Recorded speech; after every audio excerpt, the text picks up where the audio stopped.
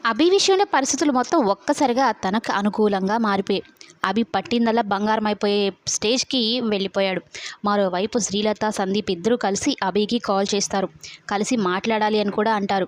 ఎందుకు నేను మాట్లాడాలి అంటే, నీకే అది లాభం. నువ్వు వచ్చి మాట్లాడకపోతే అది నీకు నష్టం కూడా జరగొచ్చు అన్నట్టు చెప్తాడు.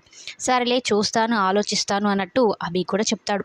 అయితే సీతాకాంత్‌కి కాల్ చేసి ఇంటికి వచ్చిన విషయంలో సారీ చెప్తూ, అలాగే వాళ్ళ అమ్మ పరిస్థితి చాలా సీరియస్ అయిపోయిందని, ఆపరేషన్ చేస్తుండగా కిడ్నీ ఫెయిల్ అయిందని కూడా చెప్తాడు. 30,00,000 కావాలని చెప్తాడు.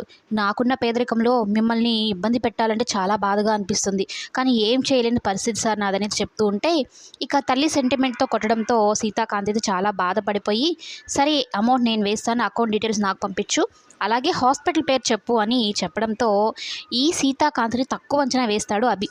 తెలివి తక్కువ వాడు, అందరూ తెలివిగలవాడు అనుకుంటారు. నా చేతిలో ఇంతగా మోసపోతున్నాడు అన్నట్టు అభి తెగ సంబరపడిపోతూ ఉంటాడు. అయితే అభి చెప్పిన పేరు హాస్పిటల్‌ని గూగుల్ చేసి వివరాలన్నీ తెలుసుకొని, అక్కడ పేషెంట్ అడ్మిట్ అయి ఉన్నారా లేదా అని తెలుసుకొని, అభి గురించి ఆరా తీయడం మొదలుపెట్టిన సీతాకాంత్‌కి పెద్ద నిజమే తెలుస్తుంది. అభి నిజ స్వరూపం ఏంటో. రామలక్ష్మి చాలా బాధపడుతుంది ఆ అభి విషయంలో. వాడి మోసాన్ని బయటపెట్టాలనైతే అనుకుంటూ ఉంటాడు.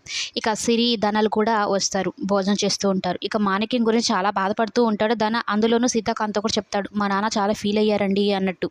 అయితే రామలక్ష్మికి అసలు అభి గురించి నిజం చెప్దాం అనుకునే టైంకి కరెక్ట్‌గా అభి కాల్ చేసి, సారీ, నా గురించి నువ్వు ఎవరైనా తప్పుగా చెప్తే వాళ్ళ మాటలు నమ్మకు రామా అంటూ మాట్లాడడంతో, రామలక్ష్మి ఎంతైనా ప్రేమించిన అబ్బాయి కదా, ప్రేమించిన వాడే నమ్ముతుంది. కానీ సీతాకాంత్ ఏం చెప్పినా కూడా ఎలా నమ్ముతుంది, అబద్ధాలని అనుకుంటుంది. ఇక అభి చెప్పిన మాటలన్నీ వింటుంది.